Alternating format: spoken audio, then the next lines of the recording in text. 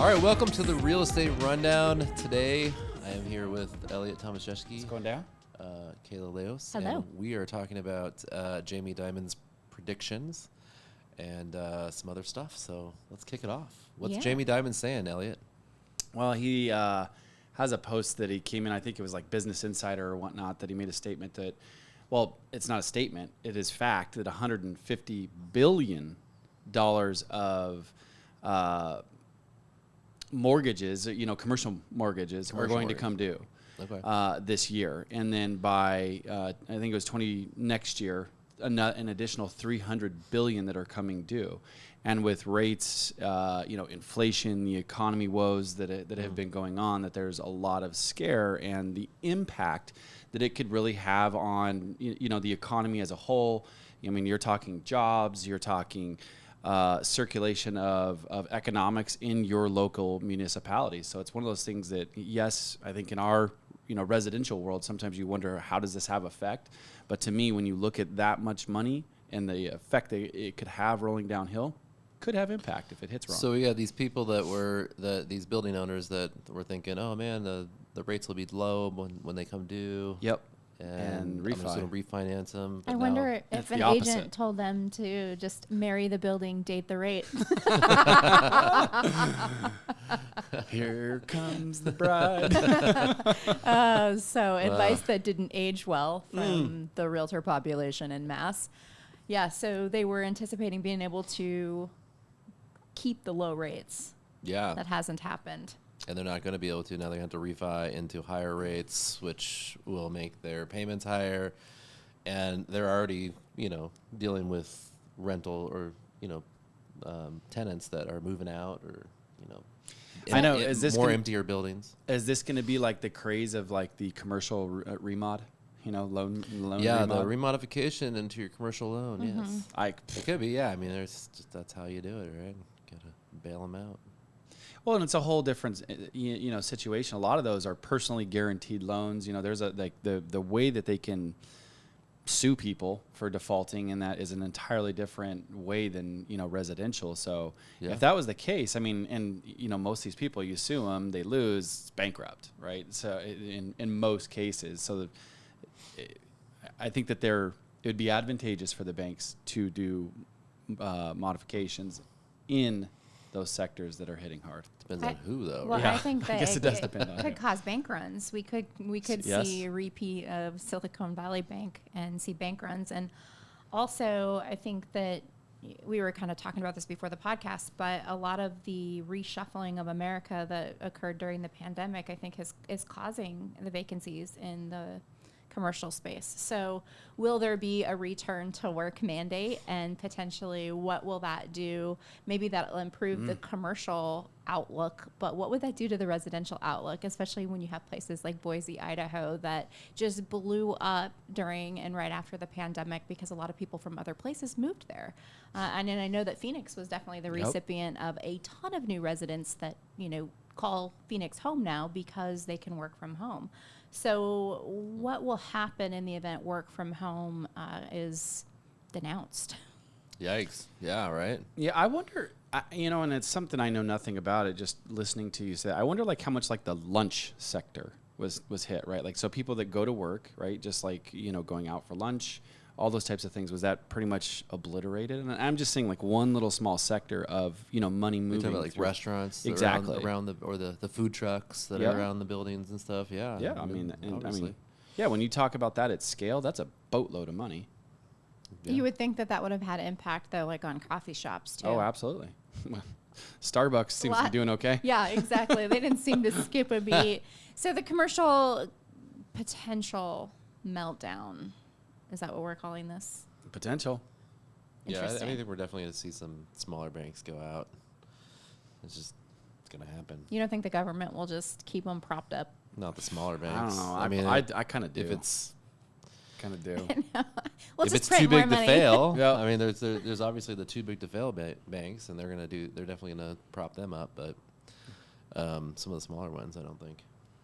From everybody that's got money saved in the bank, we'll just reach in there and inflate, the money, depreciate their money that they're holding on to that they've had and worked for and saved for years. Let's go ahead and basically I think people are catching on. That's why you see Bitcoin and crypto starting to do real well again. I mean, obviously, of course, the ETFs contributed, and the halving is 50 something days away.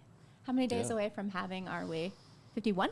Yeah, well, it's an 8. Something like that. Yeah, it's in early April, right? Yeah. Early April. I mean, they don't really know when it's going to hit, but it's all depending on the hashes. And I don't know, the Bitcoin After 50-ish. Dark guy, he's pretty confident. Bitcoin After Dark. This guy is hilarious. Like, this guy live streams, and he's all He'll talk for hours on Bitcoin. Yeah, he'll talk for 14 hours straight on Bitcoin, live streaming on YouTube. When it's had almost 40% growth in 3 months, it's hard to not be bullish about it, right? Well, this dude apparently made a ton of money first go round with crypto. Yeah. So anyway, catching on to the deflation of the US dollar, sadly. All right, let's shift gears a little bit. I want to talk about something kind of crazy that happened. It's my viral vibes for the week. So a realtor in Shenandoah, Iowa was touring a home that he was potentially going to be listing, and the Australian Shepherd Beagle mix was on a leash but got loose and actually came up to the man, and he tried to kick the dog off, and the dog didn't, kept trying to attack him. So he had a gun. He had a concealed carry permit, and he pulled out his gun and he shot the dog. That's wild. Yeah. So did he kill it? No. Thank goodness the dog lived, but the homeowners They shot it in the foot. I don't know. No, it was pretty serious. It was pretty serious. But the homeowners were really upset that the realtor had a gun with him, and that he, of course, used the gun and shot their dog. So I'm just thinking about this is the listing appointment from hell. You think he got the listing? Yeah, no, I don't think he got the listing? because they were really upset with him. Yeah. So it's kind of going viral, raising a lot of questions about, hey, concealed concealed carry. Yes, but also our safety when we're out in the field. Absolutely. And this home was occupied. Our the dogs homeowners bite were people home. when they walk around. Our kind friends. Yeah. They just so happen to be 15-year-old Yorkies and don't do much damage. Yeah, I was going to say that's a total different scenario. Ankle grabbers. And I'm sorry, did it say what kind of dog it was? It was an Australian Shepherd Beagle mix. A beagle? So Beagles are small, aren't yeah, they? I was going to say that's not that big of a dog, right? Why don't you just kick it? Or I guess, I don't know, Australian Shepherds are probably big. But man, an Australian Shepherd and a beagle, that's kind of weird. Yeah, but this dog was attacking him. Yeah. I'm honestly, you have a right to defend yourself, especially if it's a sizable dog that's charging at you. Honestly, you have a right to defend yourself. Yeah, but I don't know what size the dog it is. I mean, you can kick it and walk away. I do agree with get that. Away from it before you shoot a dog. Yeah. So I guess the story goes is he was going to the basement. It's got your arm and it's ripping your arm apart and stuff like that. And, does the guy have damage to himself? Does he have a bunch of bite marks on him? I don't know. The story didn't really indicate that. I just thought it was kind of, I don't know. It just seemed kind of shocking that it must have happened really quick. And in this period of several seconds, he pulls out a gun and shoots him. That does seem a little. It does seem a little extreme, especially if the homeowner's there. Well, they were out. So the story goes is he was outside. He was going through the backyard into the basement from the backyard. Oh, gotcha. And the dog was on a leash, and then the dog broke free, and So just one of those. Was on a leash and broke free. So that sounds like a strong dog. But hey, it could be the other. It could be the opposite, where the dog broke loose and mauled a person, and they're in the hospital fighting for their lives. Right. Totally. So I don't know. It depends on what the dog looks like or what. I agree. I would just the dog was. If it were me though, and I was having a realtor come to my house to tell me what my house is worth, give me their professional opinion of value. I think I'd be pretty shocked if that realtor had a gun that was concealed and then used it to shoot my dog. That is, yeah. it just depends on. I would be shocked. On the other hand, yeah, were you nervous to meet with me or what? We live in Arizona. Yeah, it's definitely, it raises a lot of controversy. I think you'd be surprised to know that there's a lot of people that carry guns. Well, in Arizona. Yeah, but even Texas, Iowa. Iowa, Iowa's you probably, think? Oh yeah, for sure. And I guess this town, Shenandoah, is close to Omaha, Nebraska, because the realtor, actually I keep calling him a realtor, maybe he's just a real estate agent, but whatever, realtor, real estate agent, I'm not sure on that, was from Omaha. Okay. And drove, so the Shenandoah, Iowa is a really small town, like 4,500 people population, so really small. Yeah, so people have guns. Yeah. Very small. I would be, it's shocking. I mean, they could not know, like, the person was carrying a gun just in case they got attacked or something. Mm-hmm. Well, and the only thing I will say, thinking about it, like, objectively, is even if a dog is, and we don't know the size of the person, right? Or, Right. you know, Was it a female or a male? Yeah, it was. I it was believe a male, it was a right? male. It was a male? Yes. The news report is very vague, like real estate agent and then he. Okay. yeah, agent. So it doesn't really say. Let me see if I can find that out. If he's not able to, like, try to tie the dog up for a moment while the owner comes and gets it to keep it from, biting him. They only refer to him as him or her as the real estate agent. Okay. Oh, actually, no, it was a guy. It was a guy because the homeowner said that she did not know he was armed, meaning the real estate agent. So it was a guy. But I mean, we put ourselves in situations of peril constantly, Absolutely. right? Like for instance, if you're going to a vacant home, Yep. there could be a squatter inside. You don't know. I mean, that's definitely happened where we've had properties that were vacant and there were squatters inside. And it thankfully never escalated into anything serious, but you never know. I have a quick question there, just because of the backgrounds that the three of us have. I know I got a crazy one that at least comes to mind. What crazy situation have you guys been to in walking up to like an REO property or a vacant property where somebody was in their, drugs? In their drugs. I'm In sure their drugs. You want to tell yours. like Tell yours. You've got one. I'm Go leaking. for it. Well, I'll kick us off. So there was this one where I was actually alerted to the daughter squatting in the property, and she was a drug addict. It was a rental property from a homeowner's. This was a short sale. Mm-hmm. He owned it for a while. Massive deferred maintenance. And what was an okay property, and basically his daughter had taken over, not paying rent, couldn't evict her. And his place, they literally destroyed this house. Like the roof was falling down. Like it ended up being, it was a crazy situation. But anyway, I went in there once with him. He came into town, kicked him out. We like literally locked up the house, boarded it up. I go back over there a couple of days later. They broke back in or in the house, squatting there. So then I call the police. They call the police. I let them know I'm calling the police. Car police took a little bit to get there. They ended up getting out of the property before there.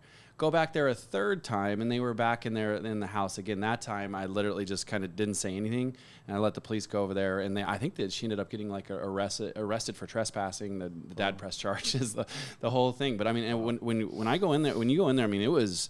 And I remember it was like rainy season. There literally was like puddles of water through the house. The drywall was falling down. There was furniture that was destroyed. It literally looked like a drug house from like a movie. Oh, that's sad. Graffiti all on the inside. And it was the daughter. Yes. How heartbreaking. We used to see some really terrible stuff, didn't we? Like when you really think about it, it's pretty darn terrible. Hey, so apartment rents and maybe single family rents may be coming down. So there's some recent data from John Burns that shows the amount of multifamily that's going to be delivered over the next year to 2 years. And these numbers are pretty startling. So let me just share with you. So for instance, Dallas has the most multifamily coming to market. There are currently over 55,000 units being constructed. Wow. To give you kind of perspective, all of last year, Dallas only had 20,000 multifamily units completed. So we are doubling. Yeah, that BFR went crazy there. A ton of multifamily. So number 2 was Phoenix. So Phoenix has 51,000 multifamily units coming to market. New York has 53,000 multifamily units coming to Austin. Austin, Texas has 43,000. I've got a list. We'll go ahead and flash it on the screen or something so you can see this. But pretty crazy. There's a ton of apartments being built right now. What is this going to do to rental prices? it's gonna bring them down. But I mean, yeah, I wonder if these apartment complexes are gonna have to refinance after they're done.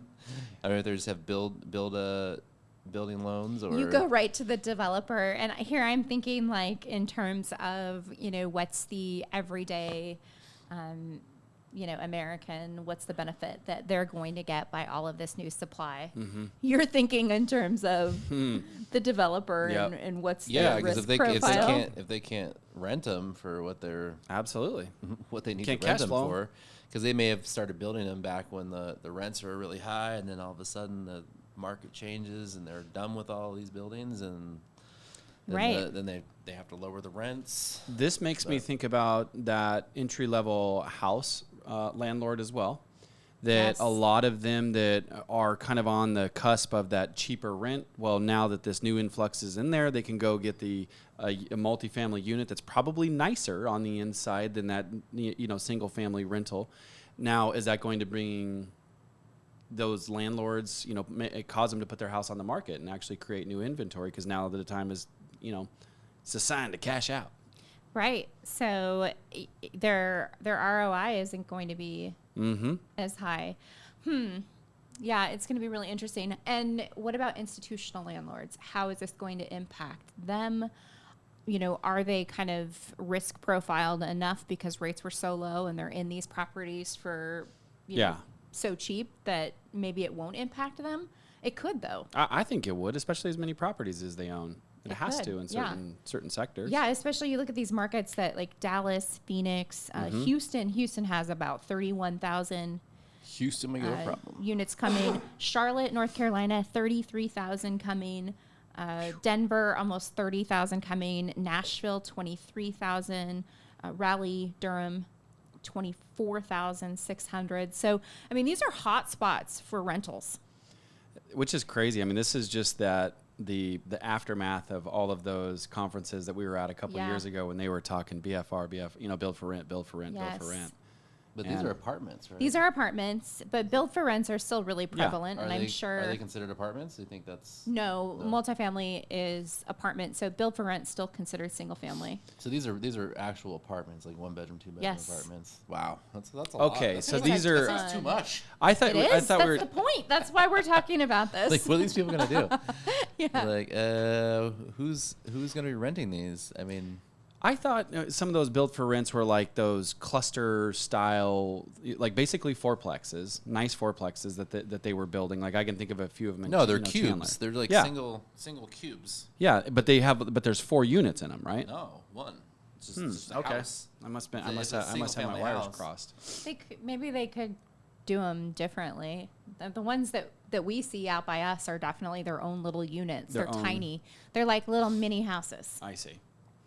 I mean, it's kind of cool. Mini boxes. I mean, they're literally squares. If you were like looking at an apartment or a build for rent, I would like the build for rent. Absolutely. The ones I'm thinking of are those. They're like nice. It's in South Chandler. They're fourplexes, extremely nice, and they're fourplexes. Okay. Yeah, interesting. So we'll definitely want to be kind of keeping an eye, and I think rents are going to come down a little. So we'll see if that holds true. Yeah, we will see. So one of the things that I want to talk about in a little bit of advice right now is actually, so many Facebook, Instagram, all these different types of groups right now. I see a lot of agents continuing to talk about rates. And it is obvious because the cost of capital right now is quite expensive and they're not really sure how to get their clients off of the fence, right? So one of the things I want to actually share is good old Tom Ferry, which, one of the most pronounced personalities, influencers, coaches in the entire real estate space, is he's actually predicting that 24 is the year of the 5, right? Where one of those things is, 2 things in there that really catch my interest the most is that your interest rates are going to go down to 5.5. And then he's also projecting that there's going to be over 5 million transactions in 24. So those are things that I think that are huge. And on that piece, I actually want to give you another little advice that from the post that he had. If you don't follow Tom Ferry, he's got hundreds of thousands of followers. You should definitely go follow him. He's always got epic, amazing content. He's talking about actually an email marketing play that is moving mountains for a lot of agents right now. And it's a very, very simple email. And it's, hey, did you own a house in 2023? Would you like to calculate your home's equity? And basically from there, you're just doing a simple CMA, and agents are killing it right now with that, with leads, opportunities that are turning into listings, which leads me into my last part of the advice. So many things that are continuing to go on, like in these forums that I'm talking about right now. You're seeing a lot of postcards that are being sent out by lawyers saying, hey, did you buy a house between X and Y time? And if so, you may be eligible for a class action lawsuit, right? That's all around this buyer lawsuits that are going on. And so I want to continue to share the advice of focusing on sellers and doing things that it takes to bring value to people that own a house. Last thing I'll throw at you with this advice is the known stat that over 60% of the people that are selling a house are always going to buy a house. So do yourself a favor, focus on sellers, because every seller you convert, you're going to get 1.5 transactions. Yeah. It's Love good. it. Solid advice. Solid advice. Advice. That is such a cool little slogan. So what I got in the market minute here, we have new home sales year over year. In January, it was supposed to be about 684,000. That was the target. It came in a little bit light at 661,000 year over year. And we haven't been over the 700,000 mark year over year new home sales since July of 2023. Okay, So- wait. This is new home sales, not existing. This is new home sales. So this is like builders. Okay. Builders, yeah. So it came in just a little shy of projections, but Yep. still not as high as July of 2022. 2023. 2023. Yes. Okay. Last year. Yep. So it's down. It's down. It's down. People were thinking it was coming up, but it's not. So I don't know if I agree with Tom Ferry, because I know. I mean, we were talking about it last week, how election year, people don't know what's going on. So they're like, oh, Especially this I'm gonna election. wait. I'm going to wait to move until after the election. So, Well, so I've read an interesting kind of analysis of builders. So builder stock is like doing really well. Like for instance, D.R. Horton last year, their stock was up 70.5%. 7-0? 70.5. Holy crap, I had no idea. Yeah. So Pulte did really well. Like all the I publicly mean, they were traded in the dumps, though. So They were, but all the publicly traded builders did really well. Their stocks did really well last year. And essentially, they have enough cash on hand and they have enough margin to compress the margin, keep their returns high, and pass along that savings to consumers. So essentially, they can buy the market of buyers to purchase new builds over resales. And so we could see, even though those numbers came in a little low, what we could see over time and throughout the year is more new home sales, less resales. I think we're going to see the 5%, 6%, 7% They're new already build doing commissions. it. Commissions. Yeah, Okay, I commissions. thought you were talking about rates. Potentially, Yeah. maybe, but I think that the big thing is rates. rates. Buyers Yep. are so payment They do buy down. sensitive. If they As can should get be. into this, Houses are freaking expensive. yeah, Hey, yeah, buy our house. We'll give you a 4% interest rate for the next 2 years. Yep. yeah. And I know Which that is smart. it's playing out not just in theory, but I'm seeing it in real life. One of our agents, Jake, was here last week and telling me about a buyer he just helped get into a new build out in Santan, and same thing, builders buying down their rate. It's FHA, they're getting locked in. I don't remember the number, but it was a really great number, and they just couldn't pass it up. Yeah, we had a flip that we were doing in Santan, and the buyer was looking at ours. I mean, we maxed it out, made it look really super nice, and they decided to go with the new build. And I was like, wow, that's crazy. All right. Wow. Yeah. Yeah. Well, that's another thing to do, right? From a resale standpoint, is educate your seller on what it would be like to buy down the rate, how you can give those concessions to the buyer, and they can potentially buy down the rate, which will make your house more attractive. Absolutely. And also educate the seller on what they can do to make their home look like a model home, because that's also going to factor in is that condition of the home. So, hey, at Zoodealio, we have a program that allows you to do just that, so that It checks the boxes. yeah, for sure. We just love having options. Hey, thanks for watching, guys. Don't forget to subscribe, like the video, make a comment, you know, Yep. let us Engage. know what you have on your mind. We'd like to talk to you. Thanks, guys. Thanks. See you guys.